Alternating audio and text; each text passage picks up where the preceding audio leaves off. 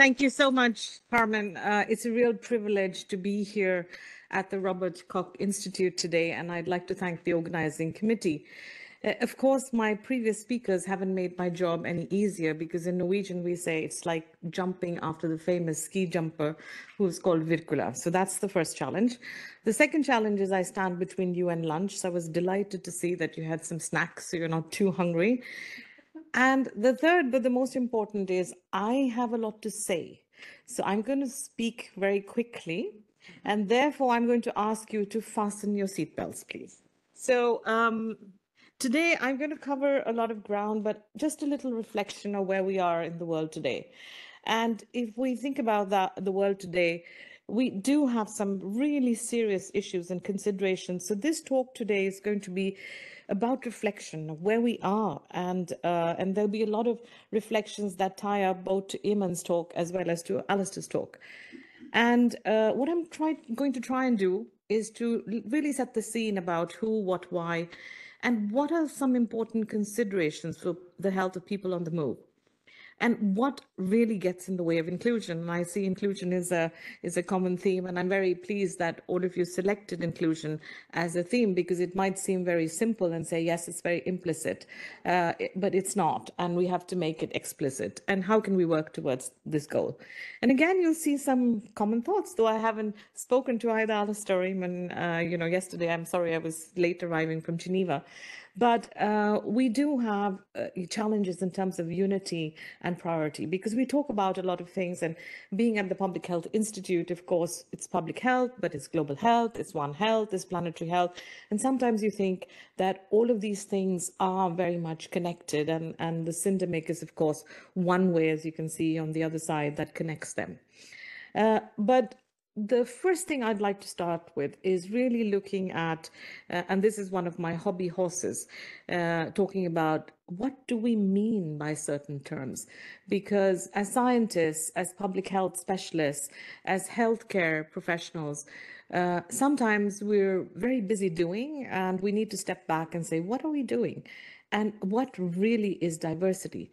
Because diversity, though very much part of everything, every species on this planet, has suddenly become very threatened, and it becomes very threatening. And I think everybody has a different opinion. I'm sorry, some of this is to test your Norwegian and to see if you're awake or not.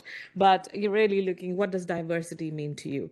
And I think the most important thing I would like to say, it is not our differences that divide us. It is our inability to recognize, accept, and celebrate these differences. Not just you can accept grudgingly and you can say, yes, yes, we see them, but it's also about celebrating. And that is so important that we don't do. I think equity is another thing we've been talking about all morning, and I'm sure you talked about it yesterday as well.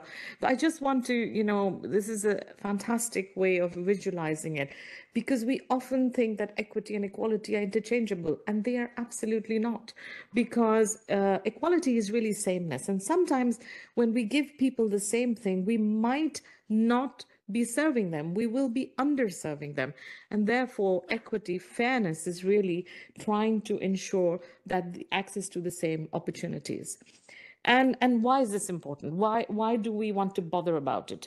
And it's not only the politicians who want to bother about it, they should bother, but maybe they don't as much, is because of the fact that equity is fundamental to the flourishment and growth of society. And when we see that equity is threatened, this is not possible. And this is from Adam Smith. And therefore, I would like to argue that inequality is a political choice. It is not only the question of what is being done, but it's both what is done and what is not done. And I think that's what we really have to reflect upon when it also comes to the health of people who are different from the majority population. Okay. Let's talk about what we've seen in the world. And I showed you the picture of the world today, a very sick planet in many ways. And some of I'm not going to even try to cover all the reasons that the planet is sick, but some of the things we've seen in the past is, of course, one of the challenges that everybody has at least paying attention to, not doing as much as climate change. And then, of course, we had the pandemic, which we're still emerging from, and I'm not sure when the next pandemic is going to hit us. And then, of course, we have conflict, and conflict is there, and conflict and crisis is something which has become the norm. And so we can't even say, oh, we have a crisis situation, oh, we have a pandemic, because this is happening all the time. But what does it do? And if you look at it in all these three, climate change, the pandemic, as well as conflict, we see that migration and the health of people on the move as a result of any one or many of these factors is, in fact, important, because there's a differential risk, there's differential exposure, and there are differential consequences. So it does matter.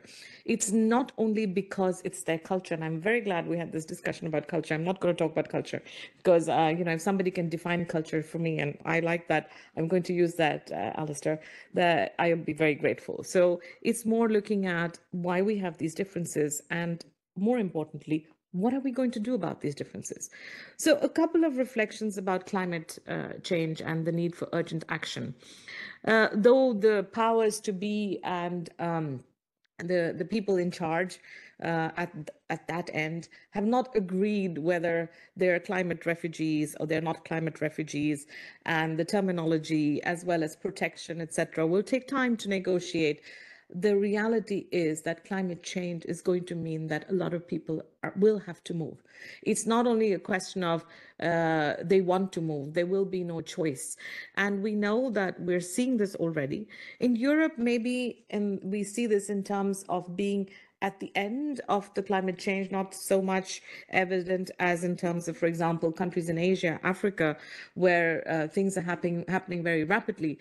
But at least in the Arctic region, one is beginning to see that, and we realize this will include everything.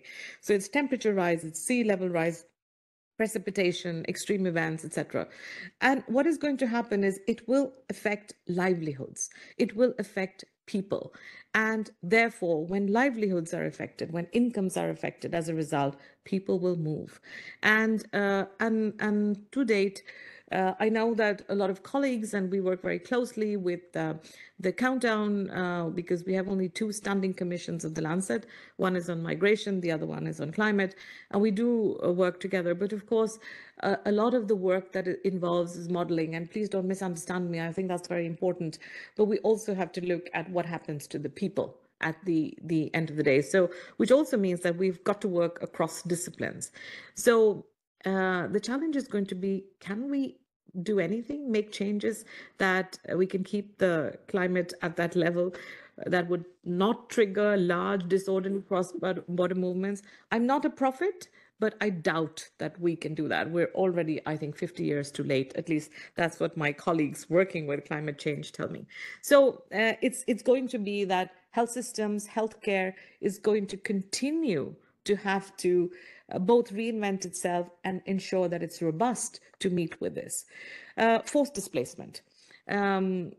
Crisis, should not mask should not mask longer term trends.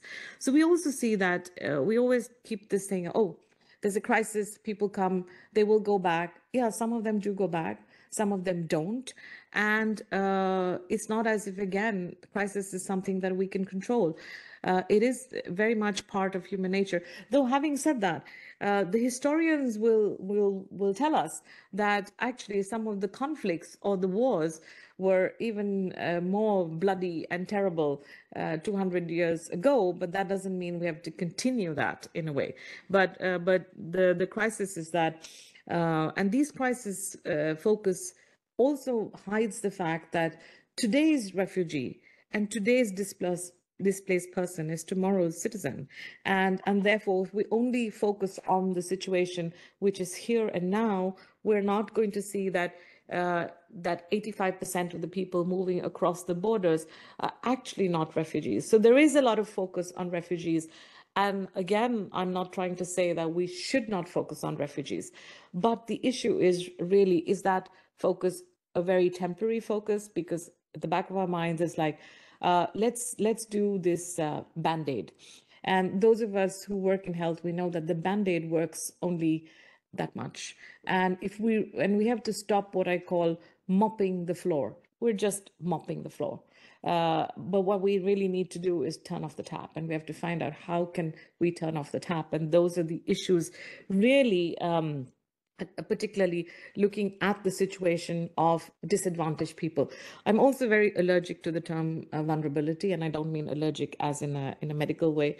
It's just that because vulnerability focuses very much on an innate quality within that person that is weak, whereas a lot of these people are in a vulnerable situation, and it's the situation that makes them vulnerable, not them, because we've seen actually refugees and migrants extremely resilient.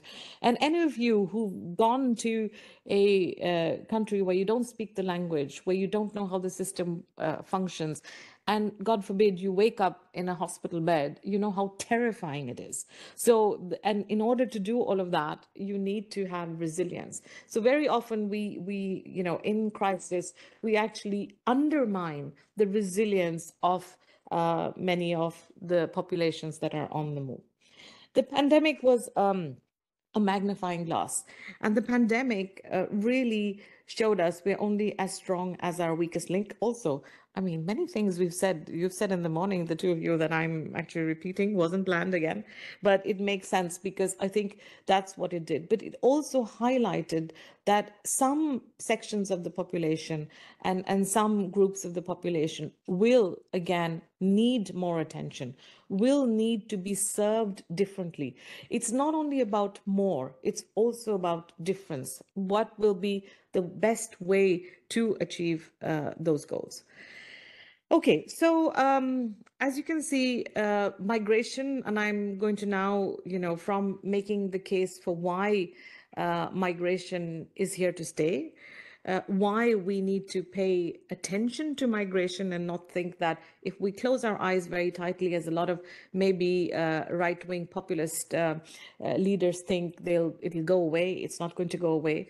And the sheer numbers are also telling us that this is something that's happening. Technology, transportation, the world we are today has changed completely. So it's very much part and parcel of the demographics.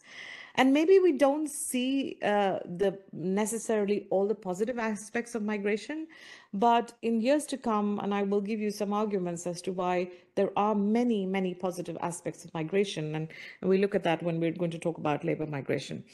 And one of the things that frightens and terrifies people is the numbers. And, most of us sitting here are scientists. We actually embrace numbers, or at least I hope we embrace numbers and not terrified of it. And actually, when you look at that, you see that the total number of the world's population has remained stable. 3%. So it's a fairly stable share. But of course, there's heterogeneity in terms of where of the destinations. And when we sit in Europe, we're often very Eurocentric and thinking, oh my God, everybody's coming to Europe. That's not really the truth. And when you look at the numbers, they will tell you that often if people have a choice, they move to the country closest. And you can see that even in Europe with the Ukraine crisis, that people have moved to neighboring countries because there is always the hope that they can go back to the home country when the conflict is over. It's harder with climate change because the climate is not so easy to press a button or switch the flip and you're back to that. So but there are these it's like a tide. There's ebbs, and you'll see that it goes back and forth. And suddenly 2015, all of us will remember in Europe, we saw an influx of Syrian refugees. Now it's the Ukrainian refugees. And we don't know what the next 10 years will bring. So again, there will be periods where there will be movement, and some of the movement we're going to wish for, and I will come back to why we wish for it. And so many countries are both origin and destination countries. We have many terms, and you'll see a lot of terms and numbers at the bottom of this, but I'm going to first go into talking about the power of terminology. And I'm very pleased to be talking about the power of terminology. And what do you see? I'm just making sure not sleeping. When you see this picture, you see the one I think everybody has seen, right? People in boats. And immediately you think refugees, displaced populations, precarious conditions in which they cross. What do you see in the other picture? So very clearly, you call the first picture with people in boats, migrants, refugees. They're people who are moving, but they're called expats. And this is the power of terminology. So the minute people are resourceful, so if many of you, and by the way, I would say that 1 in 5 Norwegian GPs is German, by the way, in case you didn't know that statistic. But we would never call them migrants in Norway. So they're expats and they become, Norwegian, part of the Norwegian population. So it's about being visible as well as being invisible. But this is the power of terminology. And we have so many terms. I mean, who are we talking about? We're talking about irregular migrants, economic migrants, regular migrants, trafficked persons, asylum seekers, and is there a consensus? Should there be a consensus on these terms? Are some of these terms problematic? And the answer is neither yes, no to any of them. And I'm very pleased to say that I've been working closely with colleagues here, and a shout out to Navina, Carmen, Katya, who've been doing extraordinary work on terminology. And it's really important to look at, why are we calling somebody with a particular term, or why do we use these terms? And if you really want to open the Pandora's box, is categories, how we categorize people. And I mean, I could talk until the cows come home about categories, but I'm not going to talk about categories because it is almost impossible to categorize as a standard. However, why is this important? And I think it's very important, not just because it is important to be politically correct. It is important not to forget history. But we need to, as scientists, also look at comparisons. We need to look at across populations. We need to have clarity so that there's no autocorrelation, because immediately there's the autocorrelation. And that's why when you see these two images that I showed you, there's an autocorrelation. Who's a refugee and a migrant and who is not? And this becomes a problem also because of there's the asymmetries of power. And again, you have a lot of people who are forcibly put in a category that they shouldn't be in. So am I here to make your life easy? No. It's going to be very hard when you do this. But the question is then, what do you want us to do with it? The most important thing is you have to look and say, what is your research question? Who is categorizing? For what purpose? And by whom? Because very often all of this is done without asking the people. And I'm very, very pleased that you also talked about Eamon, about persons. You know, we have evolved. We are more reflective and discussing not about, we are not talking, about people, but we're talking with them about what is the best way to use it and what we can scientifically publish as well. So we really have a challenge. It's not only about being politically correct. It's not only about looking at things, but we also need to have categories that make sense when we are looking at the health of people and how we can do that. So, it is really important, and which is why heterogeneity, and when we talk about migrants or refugees or labor migrants as one group, it really masks all the differences that also lie within the groups. And actually, sometimes the differences between groups is much larger than the differences between one group and, say, the majority population. And those are things that we need to keep in mind. So there are lots of arguments as to why for healthcare, migration and health is very important. And I don't have the time to go through all the arguments, though I would like to. However, the one that really hits a chord with me, and I think should with all of us, is a moral obligation that we have, which is the humanitarian. And this is not a faceless, huge mass of people, though often in the media it's predicted as that. We're not the media. They are people, they're individuals. And as Manuel Valls said, and you all recognize the picture of Ayan, who was the 3-year-old Syrian boy, he has a name, you know. So, and just like in healthcare, we always talked, it's not the patient, you know. The patient has a name, the person has a name, the migrant has a name. And with the name, they also carry a lot of the baggage with them that they come. And there are some myths, like migrants are, not, are damaging economies, migrants are a burden on the health services. But our Lancet Commission has actually proved a lot of those myths to be totally false. And that's where the evidence is important. So we have to generate the evidence that says, and unless you have the evidence, you can't say that they're myths. So that's one of the things that we always have to battle as scientists, as uh, people working with healthcare when we are concerned about that. So one were the arguments that are, and they're not just the medical arguments, they're the entire spectrum of biosocial arguments that we need as to why the health of migrants is important. And also globally, we have agreed, and we see that migration and health in a lot of the goals and targets specifically, which means that if we have any chance of even getting close to attaining the Sustainable Development Goals, migration and health cannot be ignored. So what do we know? First of all, talking about the heterogeneity, what do we know about whom? And there are so many faces of the cross-border mobility. And when you look at this picture, you begin immediately to realize you can't put everybody just in one category. They're all different categories. And about some categories, we know a lot. Or some groups of people we know a lot.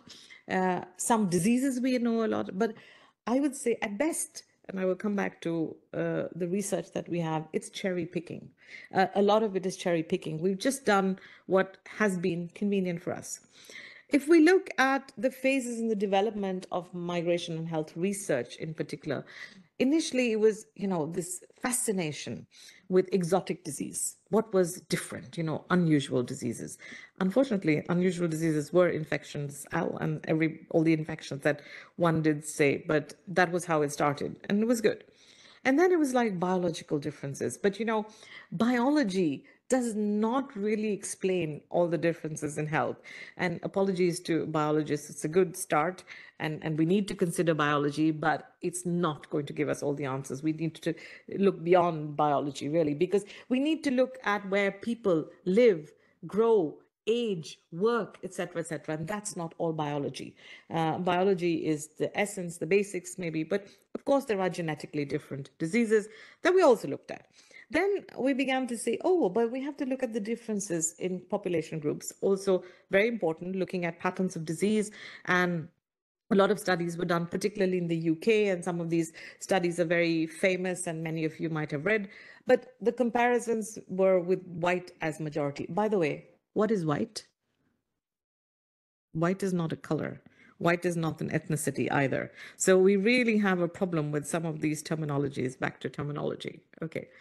But then what was important is, okay, we need some comparisons. We need to look at different groups of people, and we have to discuss what would be the best measure. And the UK as well as the US use different measures. And when we're looking at scientific studies, we're really in Europe faced with a challenge of which categories do we use, because we don't use any of those categories. Population census uses those. We often use country of origin, which is actually a de facto, a proxy indicator. And we don't have any perfect indicators. So sometimes that is the best way of identifying where people are, though sometimes those categories can also be erroneous. So, but the main challenge really is adapting healthcare and looking at, we need to adapt healthcare in terms of both equity and also providing that differential care in order to eliminate some or mitigate some of the risks. So we know that we need the needs and the World Report on Migration and Health 2022 demonstrated one thing, which is I think one of the most important takeaways from that particular data is that in most data sets that are available, migrants and refugees are not visible. And if you're not visible, you don't exist. And if you don't exist, you don't get counted, and if you don't get counted, you don't get counted. Isn't that what you said? So we must invest. Might sound like I'm parroting behind them, but honestly, we haven't spoken, so we're all in agreement. To improve and tackle the evolving needs for healthcare, we know that these will change. And we really need to monitor progress to equity and say, how well are we doing? Otherwise, we'll all thump ourselves on the shoulder and say, oh, we're doing fantastically, and maybe we're not. And in the absence of the statistics, and as much as I think that, sometimes numbers can also become the bane of our lives, it's important to have that because it also helps with prejudices and makes the invisible, unseen, unheard migrant visible, which is important. And we hope that what gets measured gets done. It's not always the case. And we really had the first Congress on Migration, Ethnicity, Race and Health in Edinburgh in 2018. And what we agreed upon when it comes to, and this was over 732 participants from all over the globe, is we need relevant and appropriate data. It's not just any data because, the data has to be evidence-based, yes, but that evidence has to also bring about change. And if it's not doing that, then we have a problem. And as you can see, one of the things that we started work with is looking at some definitions and a glossary that researchers can agree upon so that at least we have a common platform. And this was really started by our very good friend, Professor Mark Johnson from Leicester, that you might know, and Mark is no longer with us, but last year we had a very good conference where Navina and Katya and Carmen were part of, and we're actually in the process of a publication. So I promise you, you will not have all the answers, but some answers, I hope, when we come out with that publication. So these are the challenges that we have with migrant health research and data. So there's this cherry picking and selection. There's a sampling bias. And I cannot tell you how important it is with this. You will hear this from 9 out of 10 researchers. Oh my God, we can't do any studies with migrants. Hard to reach, hard to reach, hard to reach. And that is truly not the case, as we've heard this morning. So I will not labor that point further. But I think the issue is also recruitment and how do you recruit? And I think recruitment has a lot of challenges because one doesn't go about it the right way. One waits to things that this is very easy to do, etc., etc. And also some of the samples that we have to really reflect. So they're very convenient samples and they don't really work. And my other big hobby horse is the lack of inclusion of minority groups in research. So you'll find fantastic. You look at the World Health Report on non-communicable diseases. You look at the reports on most of the WHO statistics. Are they disaggregated? Even WHO doesn't disaggregate it. Forget about the other data sets that exist. We don't do it in our own institutes. And when I ask my own colleagues at the Norwegian Institute of Public Health, where we're sitting with the most fabulous registers, where it's literally just a click to put all of this data together, it's not done. And very often you're faced with, oh, but the migrants will not like it. Have you spoken to the migrants? Because the fact is that if in fact the data shows that they need more healthcare, then maybe they wouldn't be adverse to having it. So there's a lot of challenges with data. So I'm not going to say that it's the easiest thing to do. But having worked with this for now more than soon getting to be 25 years, I have to say it is very rewarding because you do see that some of the data that you do generate, some of the work that is done with migrants actually makes change. It really makes a big change to the people and to their lives. And we have now more or less 4 big landmark reports. And I think the most surprising was not the WHO Euro or the WHO World Report or the Lancet Commission, but the latest report that came out last year, which is the World Development Report. So the World Bank, money bags themselves, have come out with a report and a focus on migration, refugees, and societies. And I will go a little bit into depth with that report because it's a new report and it focuses entirely on labor migration, which is very, very important and key. And the reason why I'm going to do that is because we see that when we've looked at what has been published in world literature, there's a lot of literature on refugees and asylum seekers. It is one of the surprisingly low-hanging fruits when it comes to migration health. And we really don't have, and there's acculturation, there's a lot of literature, but that's from across the Atlantic. There's information on mental health. And actually, the TB and HIV used to be quite in about 15, 20 years ago, not so much now, maybe it'll come back again. But many other things like NCDs. And I have to say that it's not that migrants and people on the move have only exotic diseases, or they have the same like humans. It's just that the risk of one or the other changes over migration, and sometimes it's to their benefit. Like you will see undernutrition and other things decreasing when they move to Europe, while things might increase. So it's both the cup is half full as well as half empty. And when we look at Europe, we have the migration integration a policy index, which gives us a sort of bird's eye overview of how are we really doing.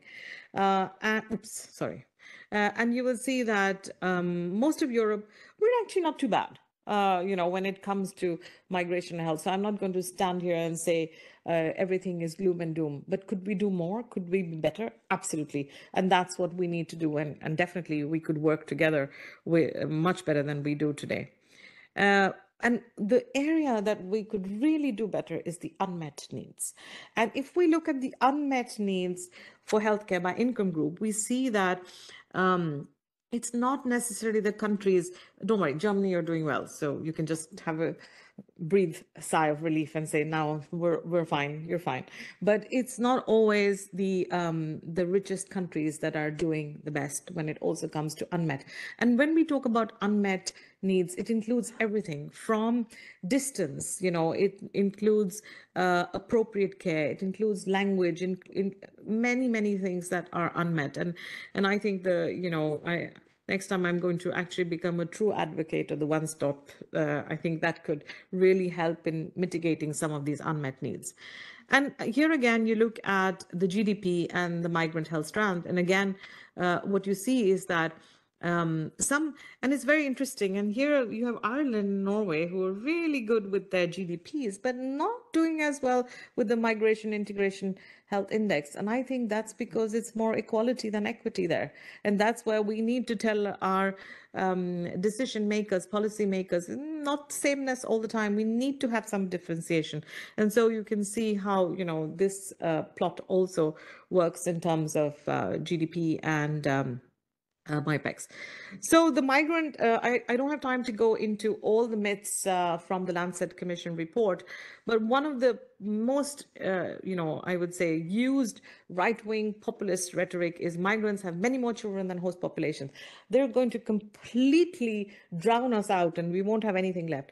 But if we looked at the large longitudinal studies that we have from 6 countries, we show that migrants have lower birth rates than non-migrants, with the exception of certain groups. And those groups also change because, of course, the system is different.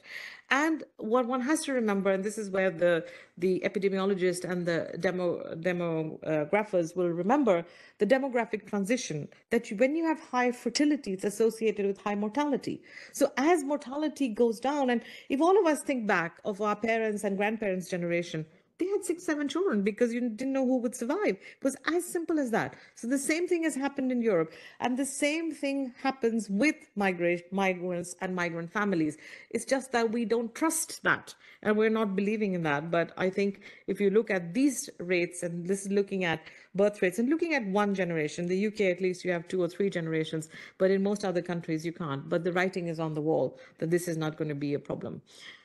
And while I don't have the time to go into all the findings of the World Health Report, one of the most important things that I think you have to look at is what are the things that are different for migrants? And that is they have additional determinants. And the additional determinants are, precarious legal status, it's discrimination, social, cultural, linguistic, no pathogens here. Administrative pathogens are the same. Administrative and financial barriers, lack of information about health entitlements, low health literacy. It's more or less in the entire social domain, really. And that's a lot of things that actually are great because we can modify them. The many of these factors are modifiable, and that makes it possible. And I think that's where one has to really begin to focus. Um, Without data, we can't do anything. So we need data, data, data.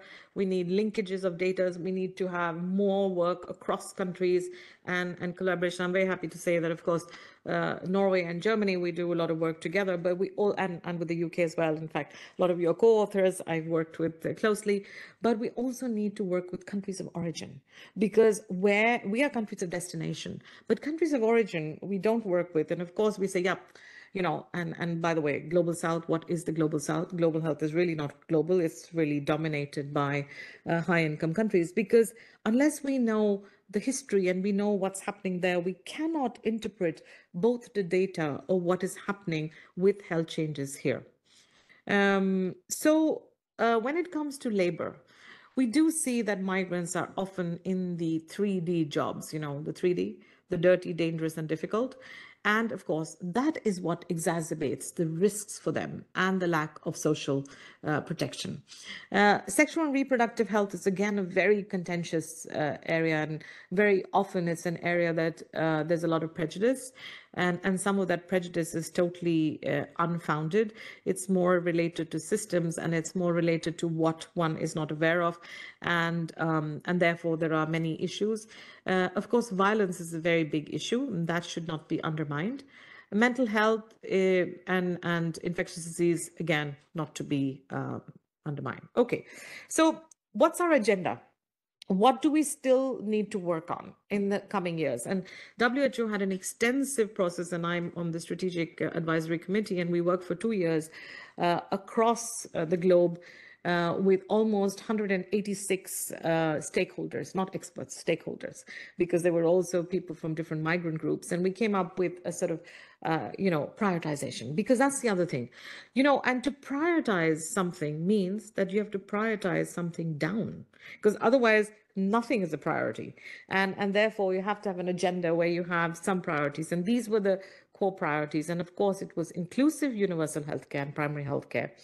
And it was really looking at how we can improve knowledge generation for preparedness. So when the next conflict, pandemic, etc., comes, how do we deal with that in health emergencies? And multisectoral research, because we are working still in a lot of silos, and there are many cross-cutting themes there as well.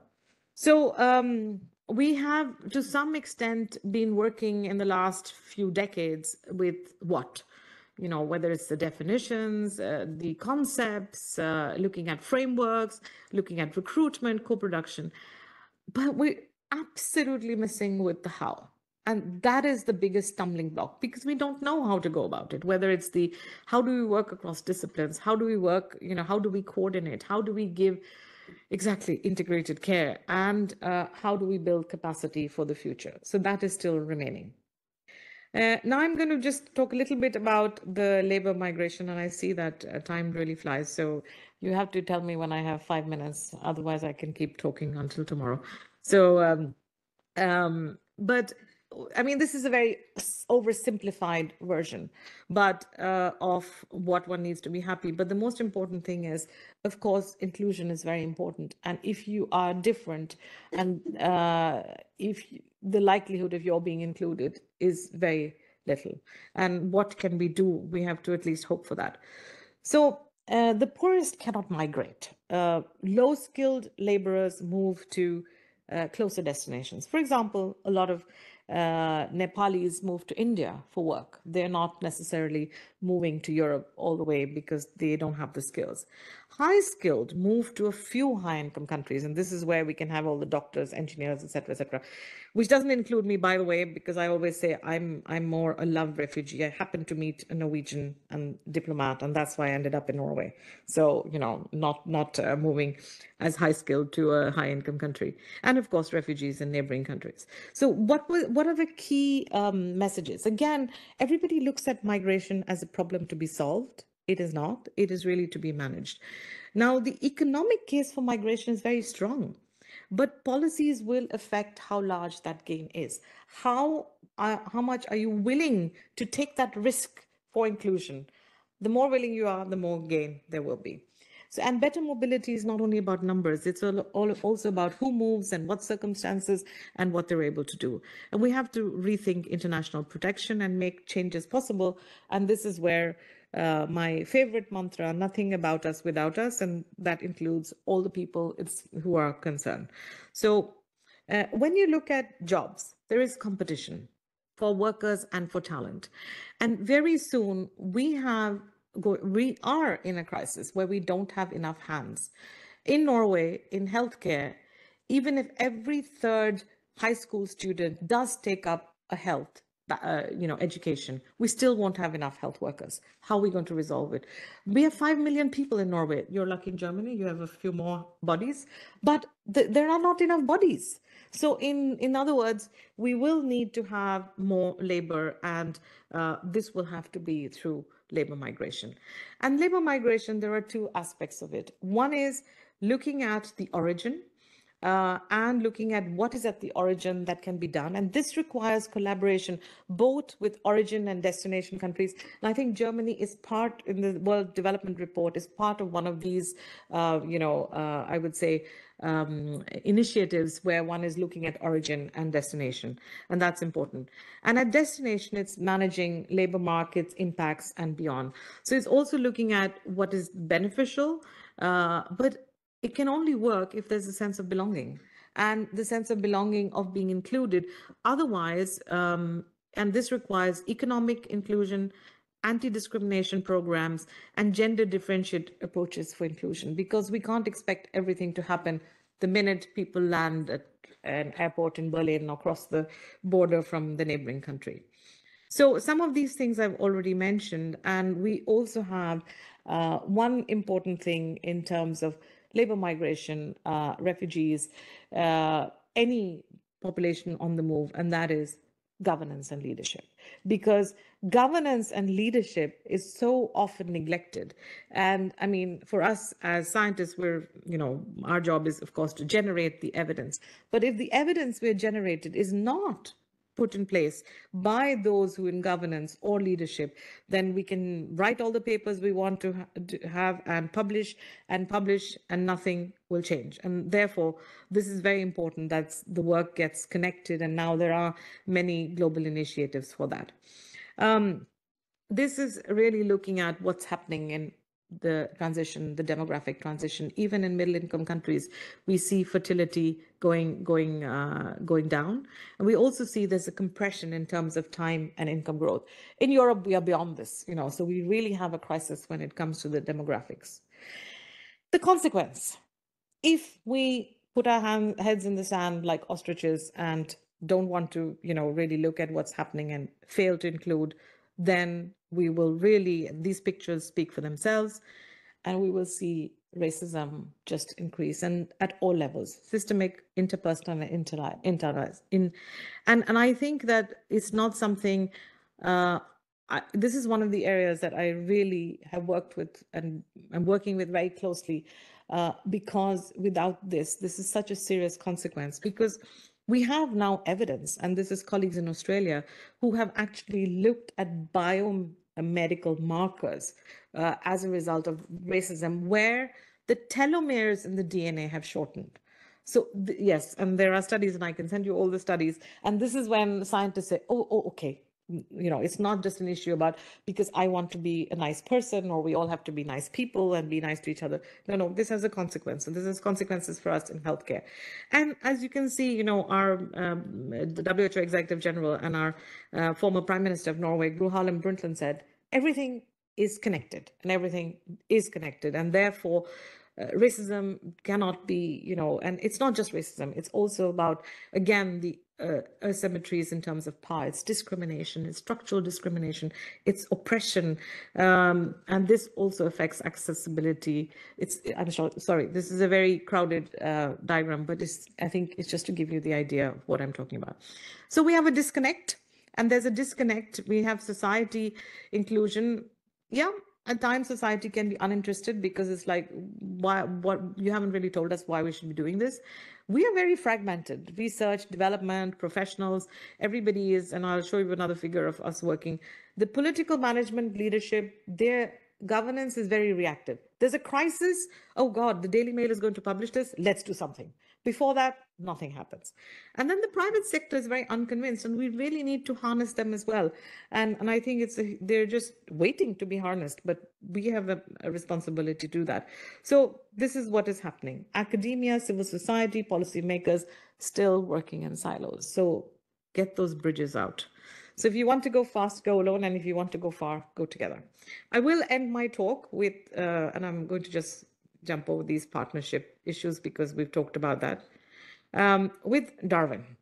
Now, Darwin had this, and apologies again to the colleagues from the UK, but he said the world is hostile, requiring constant struggle for survival, errors lead to death, life is an accident, things exist outside in a fixed, independent state, must dominate, control great machines. And Darwin was a great man, please don't misunderstand me.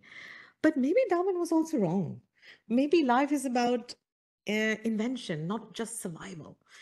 We're here to create, not to defend, and everything is in a constant process of discovery and creating. So I would really think that in science, we also have to have some of that creativity, some of that innovation. And we see that with other parts of science, at least the biologist and the zoologist will tell us that in order to flourish, this is required. So let's not forget that when we're looking at all these dismal data and the gloom and doom. Lastly, I leave you with a story because I love stories. And this is a story from India, actually. And it's a story of migration and inclusion, which is such an poignant story that really tells us what it's about. So this was many hundred years ago, the priestly leaders of the Parsis. Now, the Parsis is a group of people from modern-day Iran who moved to India, and they met the local ruler in that area of India, which is Gujarat, the western part of India. And the ruler presented and said, look, pastoralists, they're all pastoralists and had agriculture. And the vessel of milk was full. And it meant like, we have no room for you, we don't have room for any more people because you can see that this land cannot sustain any more people. And the Parsi head priest, he took some sugar and he put it in the milk. And what happens when you put sugar in the milk? The sugar dissolved. It didn't displace the milk and it sweetened the milk. So he said that the Parsis would then dissolve into the life like sugar, sweetening the society, but not unsettling it, not displacing it. The ruler responded to this eloquent image and granted exile to the migrants and said, you can be here, but they had to respect the local customs and learn the local language, Gujarati. So I think when we think about inclusion, remember the milk and the sugar, that you don't have to be the same. You don't have to displace anybody. You must include, you can have your own characteristics at the same time that you actually enrich society. And you have to be the change that you want to see in this world. So thank you for your attention, and I'm happy to take questions.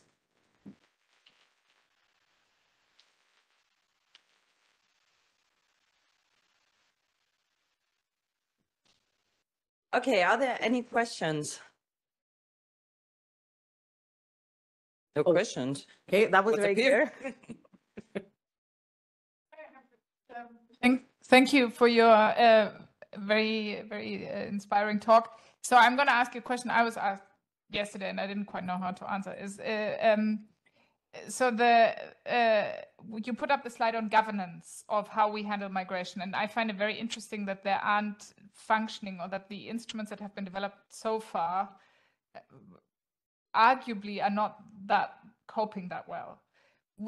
How would you comment on the different? So you put up slides of lots of different attempts, and also the sort of latest WHA resolution, which I think was 2018. Of which of the different instruments, could you comment on that? Which one is working? Where do you think the efforts are going? Is it going to be the IOM? You mentioned that the World Bank is now more interested. Where is that regulation going to come from in your mind? Yeah, I think that's a very pertinent and an important question. And I think that it has to be done at all levels. So you have the global initiatives. The global initiatives are very important in terms of guidelines or norms or principles. But at the end of the day, it's and regional as well. You have some collaboration in the region, like you have collaboration in Europe between the EU, and you have directives because there are different levels of governance. So the global levels of governance are very good in terms of giving you what really needs to be done. Then the prioritization happens at a regional level because not everything that is happening across the globe is relevant in a particular region. And of course, the EU then takes up, and for most of the European countries, it's EU as well as also looking at the countries that are in collaboration when it comes to health and how we work with that. And so there will be guidelines and governance in terms of that. And then at the end of the day, and I have to say, the implementation is at country level. And it's not even at country level, it's also local level. Because how the municipalities deal with influx of migration or placements have to be done at the local level. And in a lot of places, you also have the federal system. So it's really, we need all of it, and we need what we don't have at the moment is alignment between these. So what happens is, while everybody will nod and say, yes, yes, this is fantastic, you won't have a single country which is not agreeing to this. It's sensible. It's what makes sense. It's what people agree that we have to do. That is not the issue. The issue is then prioritizing. What do we really want to do from this list? And sometimes now WHO Europe has a policy now, which is, recently we had a very big member state meeting in Malta 3 weeks ago. And that was a very important meeting because it really looked at the previous action plan for migration and health. And there's a new action plan now, which takes in a lot of these global initiatives and makes it, I wouldn't say Eurocentric, but trying to say, okay, we can't do everything on that. There are like 76 or 78 points which we know cannot be implemented. And then after that, the countries have the homework of going back home and doing that. This is where in Europe we have a real challenge because the way this is governed. Unfortunately, migration, it's in the Ministry of Justice, and immigration, not health. So health comes later on every time. And I would just like to draw the same parallel as, the prison work. This is really health. Health has to be in the forefront, but health is not in the forefront. So health only gets called in when justice deems it so, or whenever something they don't want to do, it's immediately, oh, this is a risk, this is security. And I think health doesn't challenge that, often enough.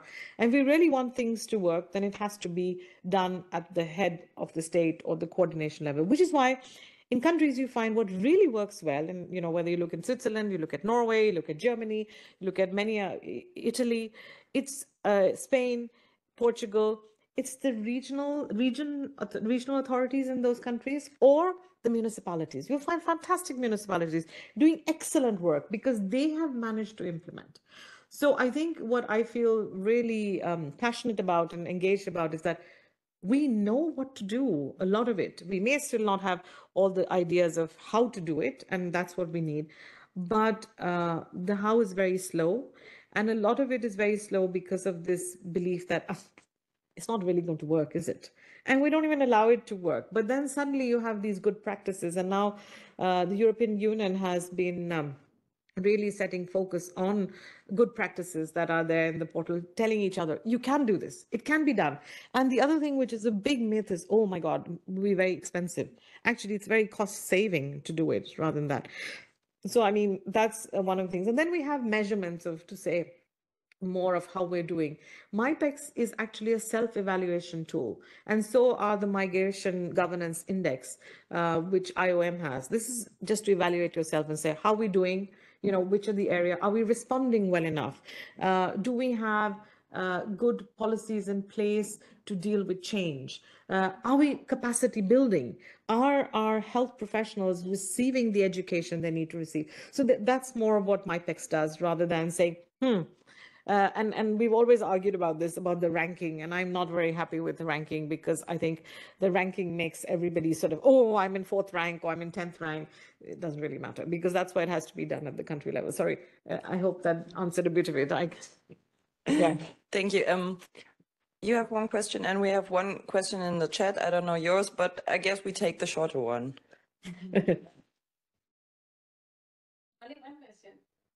Yes. Yeah, thanks for your talk, Bernadette. And I was wondering, like you said, today's refugees is tomorrow's citizens. I think we all agree on that, and we all agree that we have to include communities and do participatory work. And we all like when we speak to each other, we understand each other. But it's just like our peer group, and the question is, how do we get it out to the wider public health community? Yeah, that's like I ask myself this question a lot, because like we can publish a lot and have great discussions, but it has to be spread, right? So that we can move forward. Absolutely. And that means we have to get out of our silo. So we are all very happy in our silos. It means that you have to get invited or invite yourself. Try to meet somebody in the elevator who you know is an important person and has a decision making, and use 2 minutes to talk. No, advocacy is very important. So I think as scientists, one of the things that we really need to work on is advocacy and dissemination, because we are very happy when the surveys are done, the studies are published, our students do well, but that's only the start. And I think it's there, the link between dissemination and actually translating what we have found, not only to the migrant communities, but also to people who work in municipalities, to people who work in departments of health, people who work in, I would say, even in politicians. So one of the people, if I'm ever invited by any politician, as much as I do not, enjoy it as much as I enjoy being here with you guys, because this is my tribe, that's the tribe we need to go to. So if they call you from parliament, or get yourself invited to parliament, and say, I need to talk to you, about this. And I think we're also modest as researchers and as health professionals. We wouldn't dream of doing that. But it is the only way to do that, because you need them to listen. The other partner I've not talked a lot about, because that partner has now become a very nebulous partner, really, used to be the media. And earlier on, we used to ally ourselves with certain media who would be who would help us in not only publishing, but also being door openers, where they would see the opportunity of course, for them, the agenda was also to attack some maybe right-wing politicians or whatever, regardless of their agenda. But now it's become complicated because you have social media. So on the one hand, you have social media, which is difficult to control.